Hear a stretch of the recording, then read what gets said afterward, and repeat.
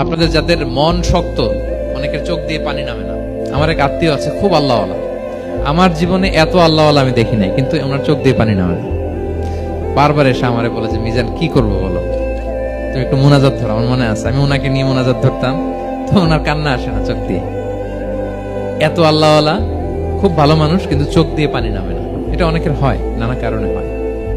আল্লাহর হাবিব সাল্লাল্লাহু আলাইহি ওয়াসাল্লাম বলেছেন, কারো যদি চোখ দিয়ে পানি না নামে বা হৃদয় নরম না হয়, তারা যেন এতিমের মাথায় হাত বুলিয়ে দেয়।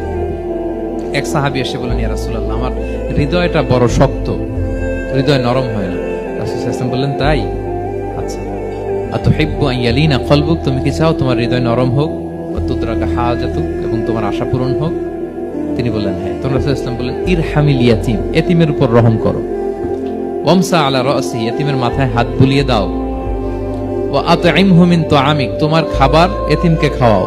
তালিনু কলবুক, তোমার অন্তর নরম হবে। তুদরাকা হাজাতুক, তোমার ইচ্ছা পূরণ হবে। তাহলে হৃদয় যদি শক্ত থাকে, কার মাথায় হাত বুলাবেন? বুলাইছেন কখনো? হ্যাঁ, বুলিয়েছেন? খুঁজে খুঁজে হাত বুলাবেন। বাংলাদেশে তো অনেক অরফেনেজ আছে, অনাথ আশ্রম, ওখানে যাবেন। সুযোগ হলে একদিন যে একটু লাঞ্চ করলেন ওদের সাথে বসে, ডিনার করলেন, একসাথে খেলেন, ওদের মাথায় হাত বুলিয়ে দিলেন, সাধ্যমতো কিছু উপহার হাতে তুলে দিলেন, আপনার ইচ্ছা পূরণ হবে আর আপনার হৃদয় নরম হবে ইনশাআল্লাহ।